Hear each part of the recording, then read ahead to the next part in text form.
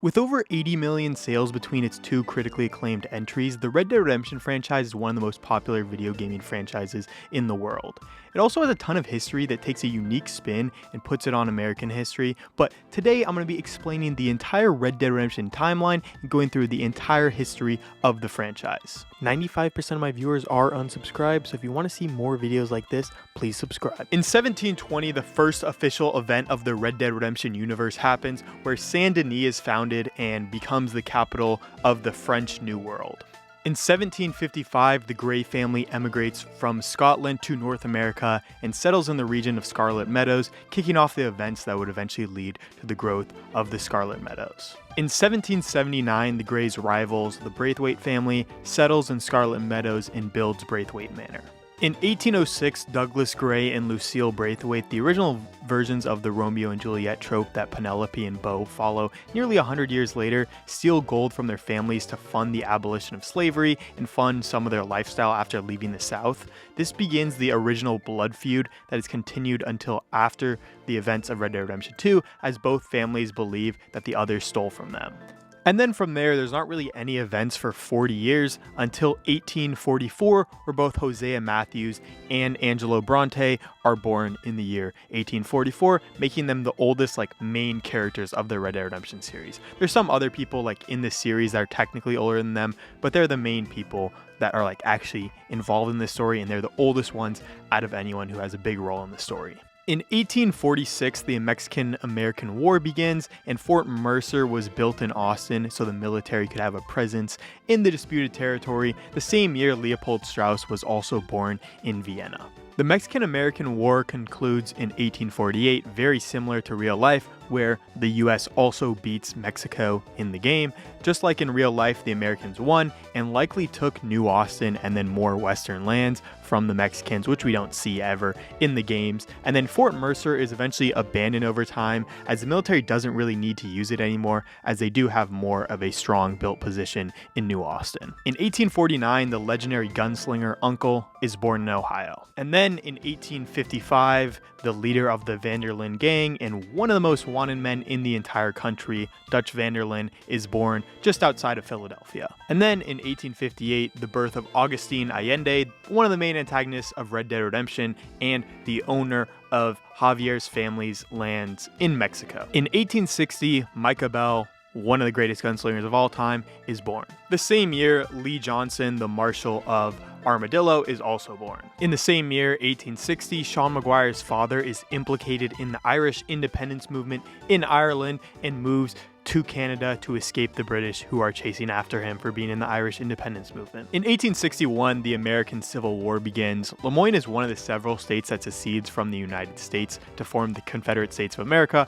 just like in real life. Likely New Austin seceded as well, but Lemoyne is the only state that's in the game that is confirmed to have left the Union. Also in 1861, both Landon Ricketts and Edgar Ross are born. In 1863, we have one of the biggest events in the entire timeline and the entire series, where Arthur Morgan is born in 1863 to Beatrice and Lyle Morgan in the northern United States. And then also in 1863, on the 30th of March, you have a Confederate charge led by Hobart Crawley, who's a major, and it just gets destroyed by Union troops, resulting in the deaths of over 3,000 Confederate soldiers. This is very similar to Pickett's charge in real life, but Major Crawley is the only survivor of the entire charge. I don't really know how that happened. Maybe he was just in the back and he said, "Oh, you guys got to go for it," and then he just dipped out. But the battle is later memorialized with a statue in Rhodes. And then the 8th of May, we have a Confederate Army force under General Quincy T. Harris. They attack Fort Brennan under the cover of night, and they massacre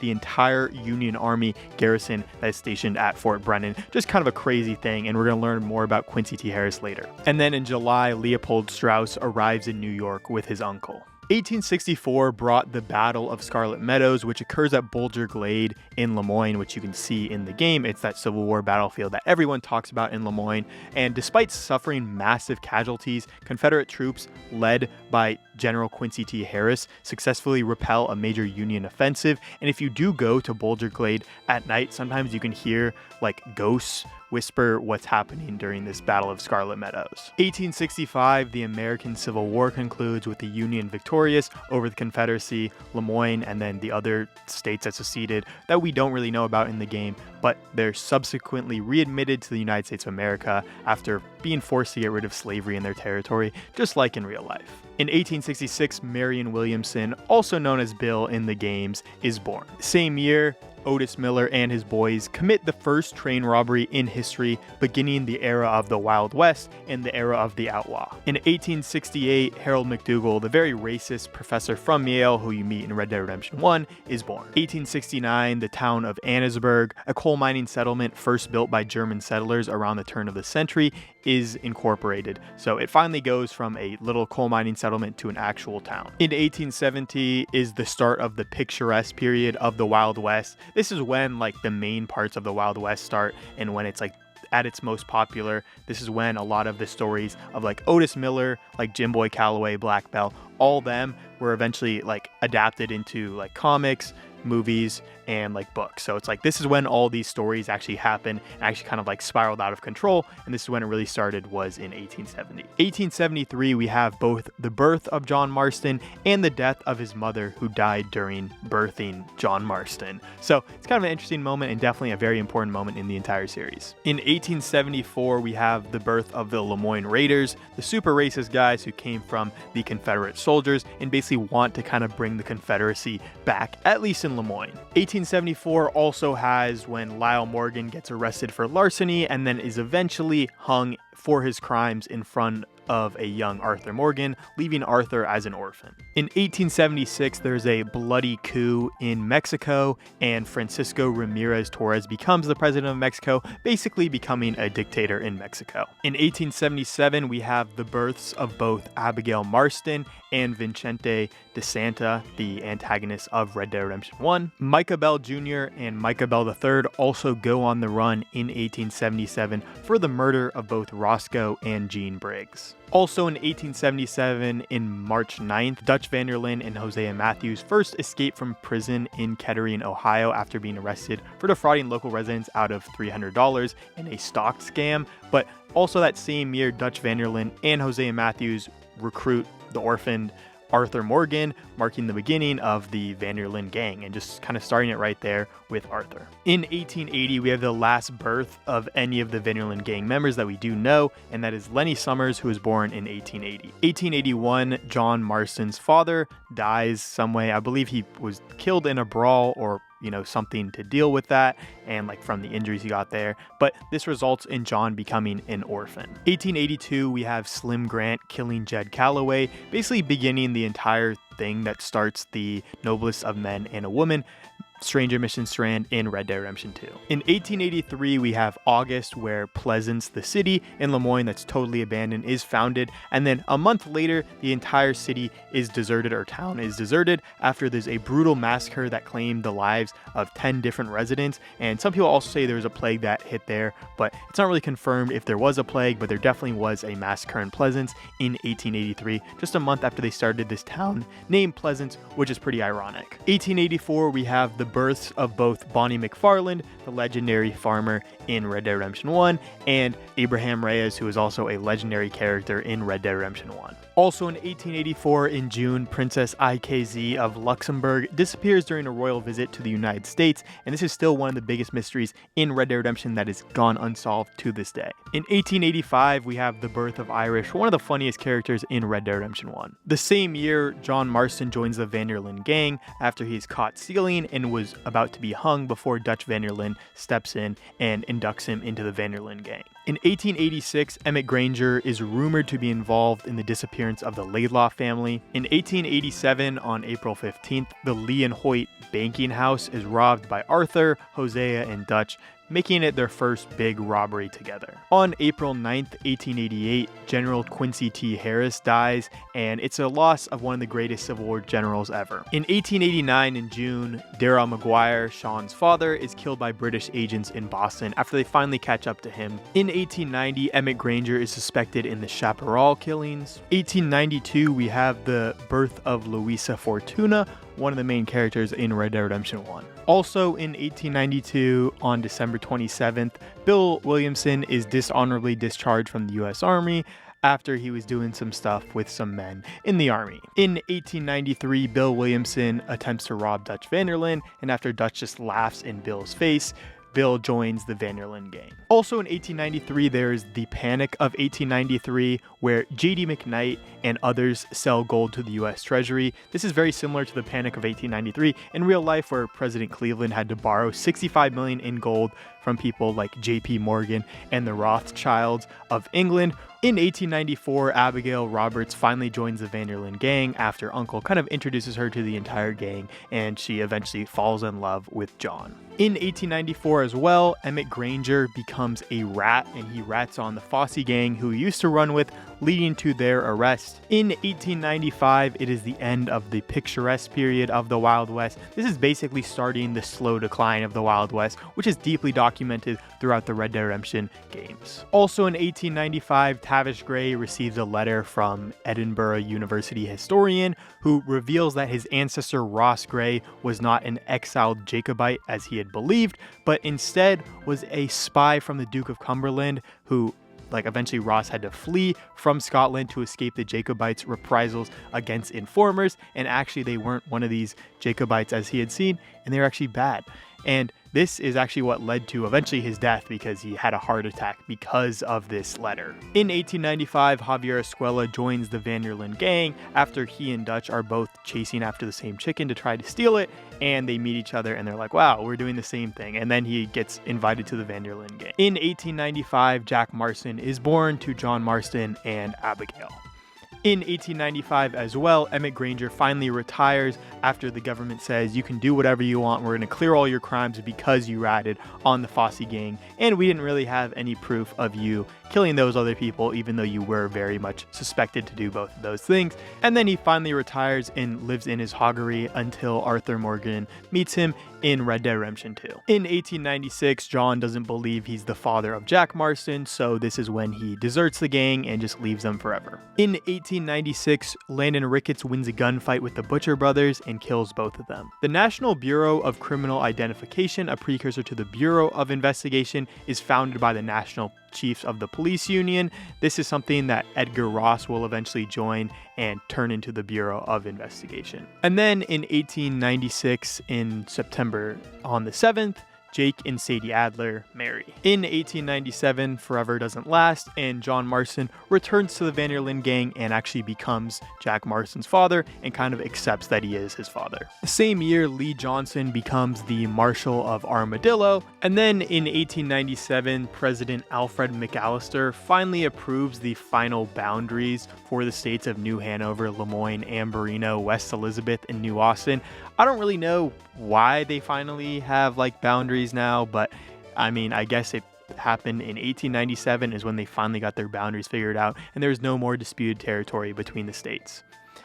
Also in 1897, Charles Smith, Lenny Summers, and Micah Bell joined the van der Linde gang. This is all, I believe, when the van der Linde gang was in Amberino, and right before what happens in 1899 and when the game starts. In 1898, the Spanish-American War occurs, and Colonel Thaddeus Waxman, one of the American generals, captures San Juan Hill in Guarma. In 1899, an outbreak of scarlet fever occurs in Armadillo. It's kind of crazy that both in 1899 and 1907, there's both two disease outbreaks in the same years when John and Arthur's time period is during Red Dead Redemption 2. Also in 1899, Leviticus Cornwall begins the acquisition of the Jameson Mining and Coal Company of Annesburg. And then in May 1899, the Red Dead Redemption 2 starts with the Blackwater Massacre, which Heidi McCord is killed by Dutch van der Linde, and then Mac, Davy Callender, and Jenny Kirk all die from wounds received in the aftermath of the massacre after the van der Linde gang robs a boat in Blackwater, and then it all goes south.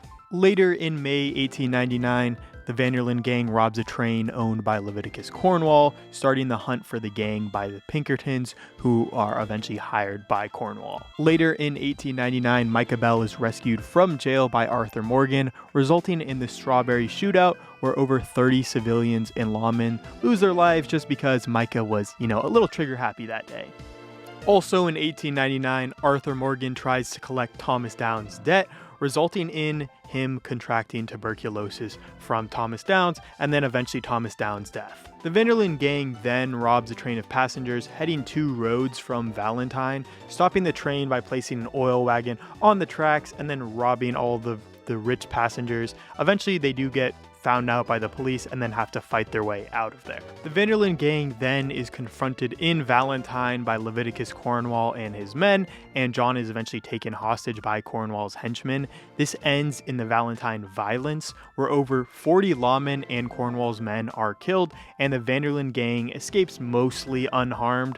The Vanderlyn gang then eventually moves south, and they continue their streak of violence there. Next, the Vanderlyn gang tries to get in between the feud between the 2 ruling families of the Scarlet Meadows area, playing both sides, culminating in a shootout where Sean McGuire is shot by a Grey family member. This is known as the Rhodes Rampage, and Micah, Arthur, and Bill Williamson fight their way out, destroying the Grey's family's hold on Rhodes and shooting over 20 lawmen / Grey family members in the process. During this commotion, Jack Marston is kidnapped from the Vanderlyn gang and supposedly taken by the Braithwaite family, resulting in the raid on Braithwaite Manor, where the majority of the Braithwaite family dies and their manor is burned down, but Jack Marston is not recovered because he was sent to Angelo Bronte, the mob boss who controls Saint Denis. Angelo Bronte eventually gives the gang Jack Marston back after they complete a favor for him, and he tells them about the trolley station, which supposedly contains large amounts of money, and tells them to rob it. The O'Driscolls, the Vanderlyn gang's rivals, attack the Vanderlyn gang base at Shady Belle after finding Kieran Duffy, one of their former members who eventually joined the Vanderlyn gang, cutting his head off and then launching an assault that is eventually repelled by the Vanderlyn gang. No one else in the Vanderlyn gang does die, but this kind of just shows that they don't really have a lot of time to do stuff and they kind of need to get away from all their troubles. Dutch, Lenny, and Arthur eventually rob the trolley station, which actually has very little money, resulting in a shootout where they board a trolley and it crashes, resulting in Dutch likely getting a concussion. They escape, but on the way shoot even more police officers, resulting in the very first shootout of Saint Denis, where over 50 police officers die. But Dutch, Lenny, and Arthur kind of just survive without any scratches, but no money. And they realize that Bronte set them up on this trolley station heist. Because of the betrayal by Bronte, Dutch and the gang raid Bronte's house in Saint Denis, resulting in the second shootout of Saint Denis, where over 30 police officers and Bronte's men die. The gang then kidnaps Bronte, but Dutch eventually feeds him to a gator while they try to escape, instead of doing anything with him actually productive. Then the gang tries to rob the Saint Denis bank, resulting in the third shootout of Saint Denis, where over 60 police officers or Pinkerton agents die, and Lenny Summers and Hosea Matthews, 2 members of the gang, are also killed in the aftermath. While the gang does get a lot of money from this, John Marston is also captured in the chaos, so they lose 3 members in just one fell swoop. The gang eventually escapes Saint Denis by hitching a ride on a boat heading for the South Pacific. A storm then hits the boat, resulting in the gang being stranded on Guarma. Javier is captured on Guarma by the plantation owners of the island, while the rest of the gang works with the local rebels to depose the plantation owners and to find a way off of the island. Eventually, the gang rescues Javier and fights their way off of the island, killing the plantation owner of the island and fighting off warships that come to defend the island, and they find a way to get back home with hitching a ride with the rebels. Immediately after making it back to the mainland, the gang's temporary base in Lakay is attacked by the Pinkerton agents, and after fighting them off, the gang has to move towards the north. On his next time in Saint Denis, Arthur gets diagnosed with tuberculosis after having an extreme coughing fit and collapsing in Saint Denis streets, and then gets told by the doctor that he doesn't really have much time left unless he goes to a place that's super dry and hot in the next few months. And clearly his time in Guarma definitely made his tuberculosis a lot worse and just started advancing the symptoms. But this kind of changes Arthur's perspective on life, and he begins to try to save people instead of hurting them. Arthur and Sadie eventually go to Sisika Penitentiary on an island and save John from there, taking a guard hostage to negotiate for his release, and they kill over 30 prison guards in their wake. This kind of makes Dutch mad because he said he had a specific time he's going to save John, and it's going to get even more heat on their trail.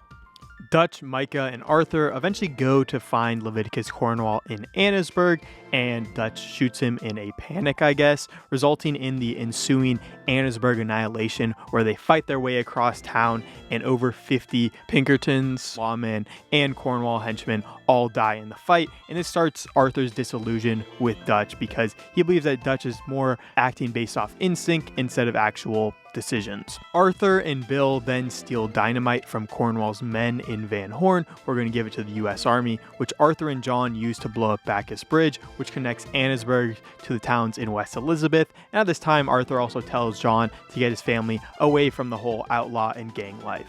Colm O'Driscoll, the leader of the O'Driscoll gang, is eventually caught and sentenced to death, hanging in Saint Denis. Sadie, Dutch, and Arthur make sure Colm hang by stopping Colm's men from saving him, which had happened, I believe, 3 times before this, and this results in the 4th shootout of Saint Denis, where they have to fight against both Colm's men and lawmen to get out of Saint Denis, and over 30 members are killed. Sadie Adler eventually exterminates the O'Driscoll gang for good by destroying their camp in New Hanover, resulting in the end of the O'Driscoll boys and just their gang forever.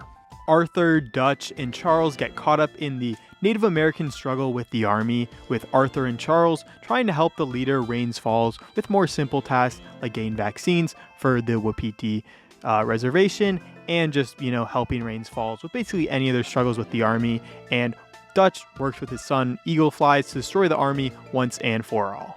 This eventually culminates in a big battle where Dutch and Arthur and Eagle Flies try to trap the army in a valley with the Native Americans on both sides, which results in a shootout and the capture of Eagle Flies, and Arthur and Dutch jumping off a cliff to escape the army who are chasing after them. Charles and Arthur then eventually save Eagle Flies from the army, even after Rains Falls tells them not to, after launching an assault on the army base Fort Wallace, shooting over 30 men in the fight and using a cannon to blow their way out of Fort Wallace. Eagle Flies then leads a raid on Cornwall Tar and Kerosene, where the army is camped out after the destruction of their fort. The gang joins in as Dutch has a good idea to help the Native Americans. The battle results in over 200 deaths, and Dutch eventually leaves Arthur to die after he is captured by the army. Eagle Flies saves him, sacrificing his own life to save Arthur, getting shot by the leader of the army before Arthur shoots the leader of the army in return. After returning Eagle Flies to his father, Charles says that he will stay with the Native Americans to help them move to Canada. The gang eventually decides on robbing an army train heading for Fort Wallace to get the money for them to finally leave the outlaw lifestyle once and for all. During the robbery, John is shot off the train, where Arthur expects Dutch and Micah, who are following the train on horse, to save him. Arthur and Sadie eventually rob the train of its money before the train goes off of Bacchus Bridge, before meeting up with Dutch, where Dutch says that John never made it. After meeting Tilly on the way back, where she tells Arthur that Abigail was captured by Agent Milton, Dutch says to disregard Tilly and just leave Abigail alone because John is also dead and they don't really need to do anything with Jack. But Arthur goes to Van Horn to save her with Sadie. After Sadie fights her way to Agent Milton, she is also captured by him, and a weakened Arthur fights his way to Milton as well. There, Milton reveals that Micah was working with the Pinkertons since he got back from Guarma, and after getting into a knife fight with Milton, Abigail eventually gets out of her bounds and shoots Milton. Arthur then leaves Sadie and Abigail as he feels that he has to confront Micah and Dutch, especially because Micah is a traitor and Dutch is someone, he's loved his entire life. After getting back to camp, he reveals that Micah is the traitor to Dutch, but nothing really happens there because Micah just keeps on denying it and Dutch doesn't really do anything. John eventually comes back alive and says that Dutch left him to die, which results in a standoff between Arthur, John, and Mrs. Grimshaw on one side, and Micah, Javier, Bill, and Dutch on the other. The Pinkertons come to arrest them all, and Miss Grimshaw is shot in the commotion, and then John and Arthur escape through the cave, but eventually their horses are shot from under them, resulting in them going on foot. Arthur then stays with John before eventually bidding John farewell and giving him his hat as a token of remembrance. Arthur then fights off Pinkertons before being found by Micah, where they fight against each other. Arthur then pistol whips Micah before losing his revolver, and after crawling to it is stopped by Dutch, who tells Arthur that it is all over. He and Micah then both walk away, leaving Arthur to die on a mountain, facing the sunrise like it was always his dream to. In 1902, Landon Ricketts moves from the United States to Canada after a gunfight in Eastern California where he almost dies, eventually settling in the town of Chuparosa in Mexico. In 1903, there is an infamous Irving factory explosion occurring, which kills over 400 child workers in America. In 1904, just like in real life, the United States takes over construction of the Panama Canal from France. In 1905, the Skinner brothers start moving into tall trees, starting their reign of terror that continues until John Marston does a little bit of murdering them. In 1906, Dutch Vanderlinde is rumored to have died in a fire following a failed robbery by one of his gangs. In 1907, construction begins in the Blackwater Plaza and on the First National Bank of Blackwater in Blackwater, and this is kind of completed by Red Dead Redemption 1. In 1907, Armadillo gets an outbreak of cholera, which is their second big disease outbreak in just about 10 years. Later in 1907, John Marston and his family moved to work at Pronghorn Ranch in Big Valley, assuming the identity of a man named Jim Milton.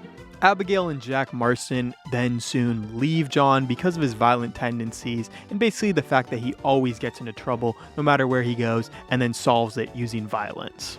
John Marston finds Uncle and then buys a home in West Elizabeth called Beecher's Hope to surprise Abigail and to show that he's moved on from some of these violent tendencies. Uncle says he found word of Charles again, and then him and John find Charles in Saint Denis becoming a bare knuckle boxer and ask him to help build his home in Beecher's Hope. John meets Sadie Adler again and takes up bounty hunting work with her because he needs the money to pay off the loan for his home, and bounty hunting work is something that he's not only good at and can help his new farming career, but also just something that pays pretty well. Abigail and Jack eventually do come back after Charles, Uncle, and John finish the home at Beecher's Hope, and it all kind of turns out exactly like he and she wanted it to. Sadie gets word of Micah, and her, Charles, and John go to his base at Mount Hagen, much to Abigail's dismay, fighting their way up to finally confront him. Charles and Sadie are both injured in the firefight on the way there, and Cleet and Joe are both killed by John. John finally confronts Micah and finds out that Dutch is also there with him, as him and Micah were going to run it back one more time. After John tries to convince Dutch to leave Micah, Dutch shoots Micah and John gets the finishing blow. Dutch then leaves John without saying a word, and John finally retrieves the Blackwater money that Dutch had left behind and had been missing since the Blackwater heist. John and Abigail actually get married for real, and then Charles leaves to go to Canada to find a wife and start a family of his own, just like John and Abigail had. And then Sadie leaves for South America to just start a new life over again, as she kind of wants to get away from the outlaw life as she had been living that for the last couple years. In the same year, the Bureau of Investigation is founded, and Edgar Ross is appointed as director, and the first thing he does is follow John back to his base and realize that he killed Micah Bell. And in 1907, Evelyn Miller, the well-respected author and one of Dutch Vanderlinde's idols, also dies after he starves while writing one of his novels, and John isn't able to get him the food that he needs. In 1910, Ignacio Sanchez overthrows his brother in a bloody coup and also becomes the president/dictator of Mexico. Also in 1910, crops in New Austin are ruined by some unknown culprit, and farmers were forced to sell their lands at a very cheap price because they weren't able to make any money that year. The culprit behind this was rumored to be someone named Jeremiah Somerset, a ruthless businessman who wanted West Elizabeth to ban alcohol so he could be the only seller of it. Also in 1910, the map of the frontier that John Marston uses in 1910 and then passes on to his son Jack Marston was drawn. In 1911, the Mexican Revolution, led by Abraham Reyes to overthrow General Ignacio Sanchez, begins, and it seems like they've had 3 coups in like over 20 years, which is kind of crazy to go through as Mexico. John, Abigail, and Jack Marston are later detained by the Bureau of Investigation, as John has ties to the former Vanderlinde gang and they want him to capture all of those people. On March 25th, 1911, the Triangle Shirtwaist Factory fire occurs in New York City, and the Southwest hears news of this disaster sometime later. This is over, like, I believe 80 women and children workers were killed in this, and this happened actually in real life as well. But yeah, 80 women and children workers were killed during this factory in this disaster. John Marston eventually later in 1911 arrives aboard the Morningstar steamer at Blackwater and is escorted by the Bureau of Investigation agents Edgar Ross and Archer Fordham to a train bound for New Austin to begin his search for his former gang members, Bill Williamson and Javier Escuela. Immediately, John goes to Bill Williamson's hideout at Fort Mercer, where he runs the Williamson gang, and is immediately shot by Bill after he thinks that he can take Bill on immediately as soon as he is captured. John is eventually helped by Bonnie McFarland, who gets him back up to full health, and then eventually begins working with the local marshal in Armadillo, and they eventually find the people who committed the Ridgewood Farm massacre, and finding that Ridgewood Farm's residents were all massacred by the Williamson gang, probably because they wanted to get back at John because they knew he was still alive. Later, John Marston, lawmen from Armadillo, and other assorted New Austin residents and characters work together to lead a raid on Fort Mercer, kicking the Williamson gang from Fort Mercer and forcing Bill Williamson to flee to Mexico. They thought they could find Bill there, but he had already fled to Mexico once he realized that he probably wasn't going to be able to stop John from finding him. John eventually goes to Mexico to look for Williamson and Javier Escuela and begins to work both sides of the Mexican Civil War, trying to find a way to, find both Escuela and Williamson before being betrayed by Colonel Allende and the Mexican government. After realizing that Allende is protecting both Escuela and Williamson, he then works with Abraham Reyes to overthrow Allende in Nuevo País, setting into motion Reyes' ascent to the throne of Mexico. During this, John Marston apprehends Javier Escuela and brings him to the Bureau of Investigation, and then eventually shoots Bill Williamson after catching him during the raid on Escalera that sets up Reyes becoming the leader of Nuevo Paraíso. John then returns to America before being told to find Dutch van der Linde, his former leader who was assumed to be dead before turning up somewhere in West Elizabeth. Ross and Fordham say that John won't be able to see his family until he catches van der Linde, even though before the deal was to only catch Escuela and Williamson. Earlier in 1911, Professor Harold McDougall, a professor from Yale, begins residing in Blackwater to study the local Native Americans. Dutch makes his return to the outlaw life by robbing and holding up the Blackwater Bank, and countless attempts to make peace with him and his gang go unnoticed, leading John and the Bureau of Investigation agents to lead an assault on their base, Cochine. Harold McDougall then leaves Blackwater after realizing that the Native Americans are savages that cannot be changed, in his own words, and after multiple threats on his life from Dutch's gang because he worked with John Marston.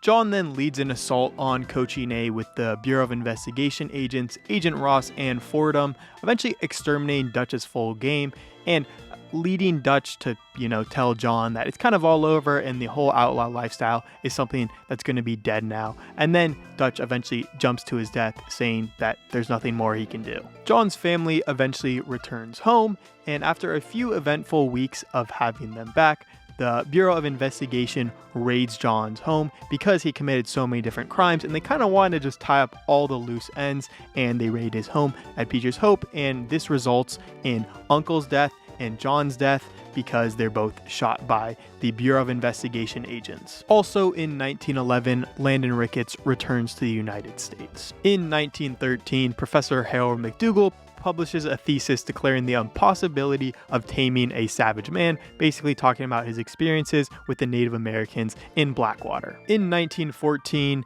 Edgar Ross finally retires from the Bureau of Investigation after having over 30 years of time with the Bureau of Investigation and with other law enforcement agencies. The same year, Lee Johnson resigns the position of the Marshal of Armadillo. Also in 1914, Seth Briers, one of the crazy characters from Red Dead Redemption 1, finds treasure in tall trees. Bonnie McFarland in 1914 also marries an unidentified man in the game, but it seems that she is finally married. Also in 1914, Jeb Blankenship, one of the Stranger Mission characters, marries Lucy, who is his love, and is also a horse. I don't really know how this one went through, but yeah, Jeb eventually does get married to this horse that is the love of his life. Also in 1914, Harold McDougal is expelled from Yale University, likely because he's just a clinical racist, and everything he was doing just didn't really make much sense. On the 28th of July, 1914, Austria-Hungary declares war on Serbia, which marks the start of World War I in Europe,